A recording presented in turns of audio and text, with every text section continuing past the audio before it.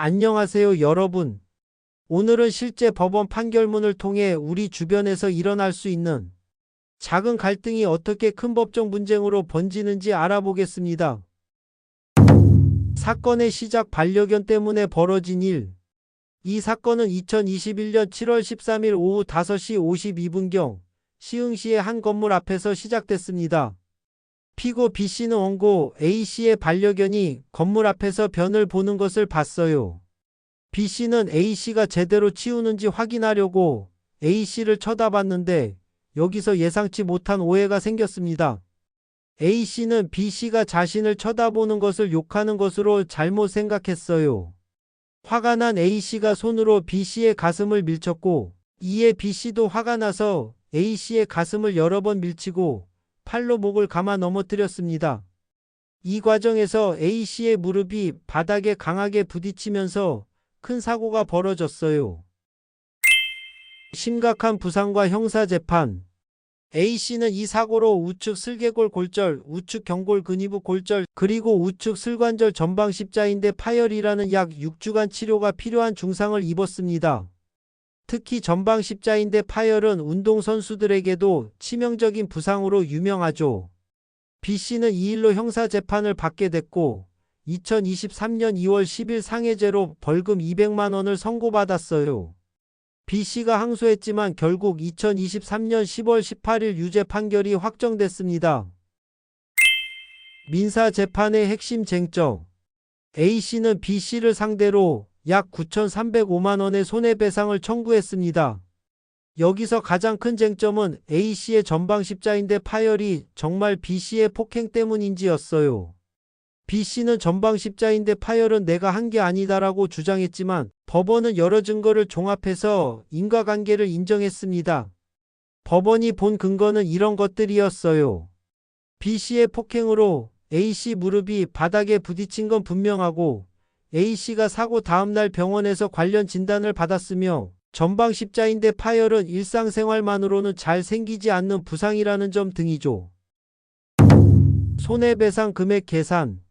법원은 A씨의 손해를 크게 두 부분으로 나눠서 계산했습니다.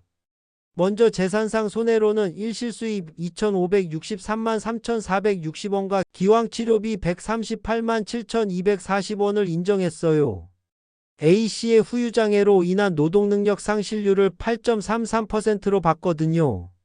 정신적 손해인 위자료로는 사고 경위, 상해 정도, A씨의 나이와 직업 등을 고려해서 200만 원을 인정했습니다. 책임 제한과 과실상계. 하지만 법원은 B씨의 책임을 100%가 아닌 80%로 제한했어요. 왜냐하면 A씨가 먼저 B씨를 밀친 점과 사고, 초기에 적극적으로 정밀 진단을 받았다면 손해를 줄일 수 있었을 거라고 봤기 때문입니다. 그래서 최종적으로 재산상 손해는 2,161만 6,560원으로 계산됐고 위자료 200만 원을 더해서 총 2,361만 6,560원을 배상하라고 판결했습니다. 이자와 지연손해금. 이 금액에는 이자도 붙어요. 사고일인 2021년 7월 13일부터 판결일인 2024년 3월 22일까지는 연 5%, 그 다음 날부터 다 갚을 때까지는 연 12%의 이자가 붙습니다. 소송비용 분담의 비밀. 여기서 중요한 건 소송비용 분담이에요. A씨가 9,305만 원을 청구했지만 실제로는 2,361만 원만 인정받았잖아요. 청구액의 약 25% 정도만 받은 거죠.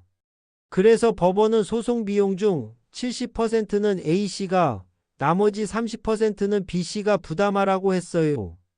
이건 승소한 정도에 비례해서 소송비용을 나누는 원칙 때문입니다. A씨가 일부만 승소했으니까 소송비용도 더 많이 부담하게 된 거예요. 사건이 주는 교훈. 이 판결은 우리에게 중요한 교훈을 줍니다. 반려견 배변이라는 일상적인 상황에서 시작된 작은 오해가 수천만 원의 손해배상 소송으로 번진 거예요. 순간의 감정으로 행동하면 얼마나 큰 후폭풍이 올 수 있는지 보여주는 사례죠. 또한 다쳤을 때는 빨리 정밀검사를 받고 적극적으로 치료하는 것이 손해를 줄이는 데 중요하다는 점도 알 수 있어요. 그리고 소송에서 이기더라도 청구한 만큼 다 받는 건 아니고 소송 비용도 승소 정도에 따라 나눠 부담한다는 것도 기억해 두면 좋겠습니다. 작은 갈등도 대화로 풀어가는 지혜가 얼마나 소중한지 깨닫게 해주는 판결이었습니다. 오늘 판결 설명은 여기까지입니다. 시청해 주셔서 감사합니다.